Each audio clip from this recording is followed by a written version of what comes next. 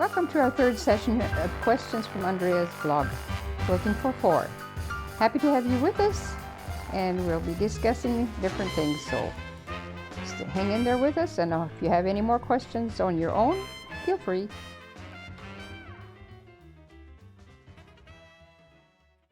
How do you decide on a quilting design? That's a big question, because every quilt is different. I used to quilt very traditionally, and then I knew the patterns I loved to put in, but the deeper I got into quilt design, the more I'm realizing that a lot of things play a role that are more exciting than just sticking to the regular patterns that you're so used to. So in my classes, we have one design class. And when the students come, they only see this top, this piece hanging on the design wall, and they are to help decide how are we going to quilt this. And so the main things they need to know is what kind of a theme are we going to follow? Is it going to be something classic? Is it going to be something in a certain style? There's so many different themes to follow.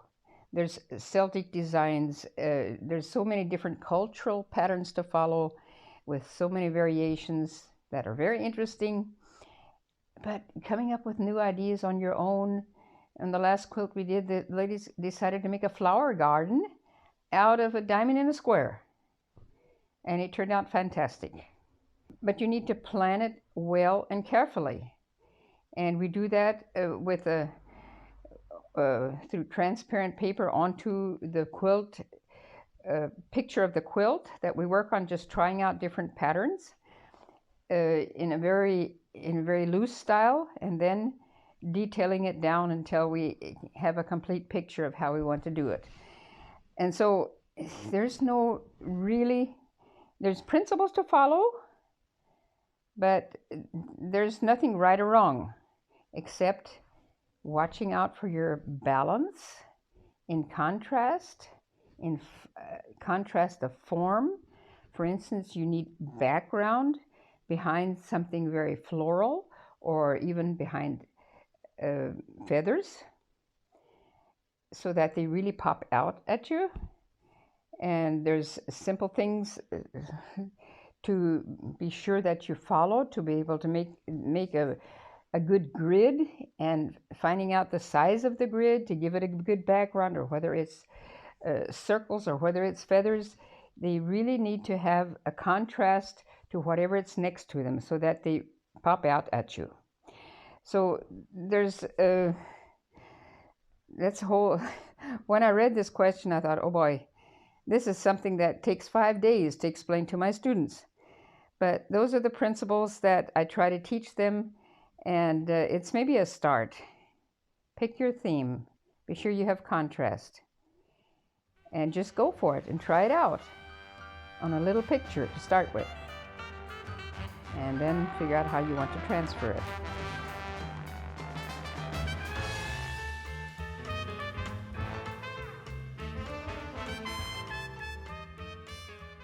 When you're working in a frame, I usually work with the main pattern first, and then on the background after that, as I go. But sometimes you're done with a quilt, and you'd think, oh my, there's something missing there. So I just put it in a round hoop and add a contrast to a background. And there's no end to what you can add to a quilt once it's been quilted through, if you see places that just need a certain touch yet. So it doesn't matter in which rotation you do it. If your quilt is firmly in place, and you can skip a whole area and quilt somewhere else and come back to that area. So there's no right or wrong when it comes to the way in which rotation you quilt it.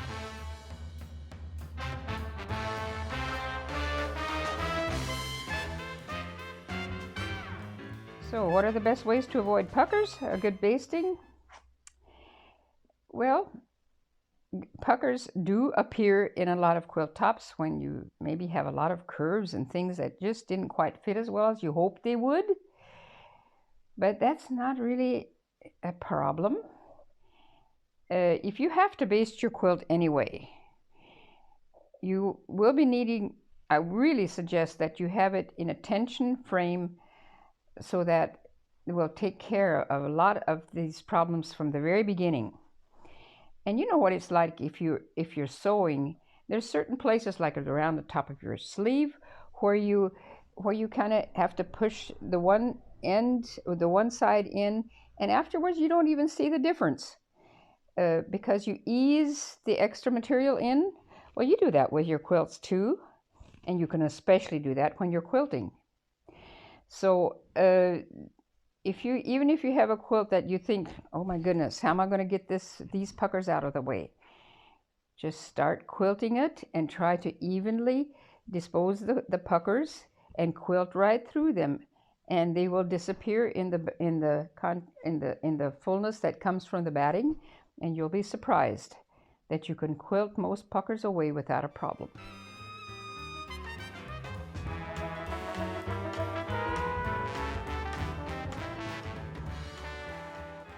I prefer a tension that allows me to have enough room to use my tools in a way that I can gauge the size of my stitches. And it will vary somewhat, depending on the kind of quilting you do. But if you're rock stitching or doing fine stitching, you'll want some movement in that quilt. It daren't be too taut. It's got to be loose enough so there's enough movement in there for you to be able to gauge the size of your stitches.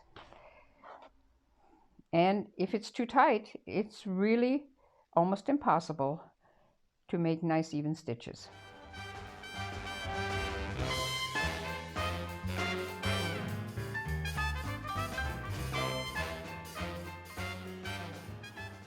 So, tips about getting straight lines.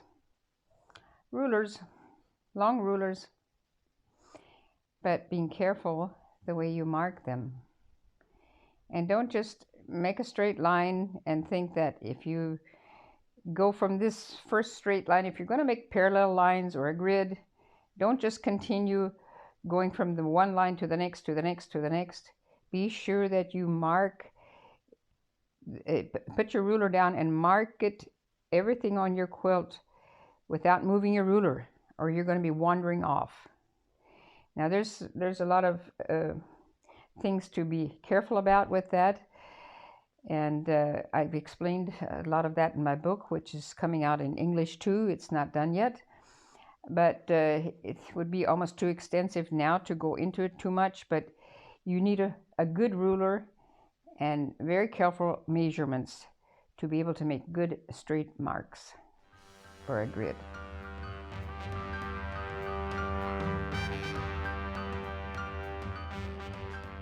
Straight lines aren't the easiest thing because you see every little mistake. But curves and curls and flowers and things where it doesn't matter is a good thing to practice on. Because even feathers, they often have different sizes and designs. Just not too small to start with, just to give you some freedom to try it out. But just give yourself time and enjoy learning. So thanks for joining us on this last episode of questions from Andrea's blog.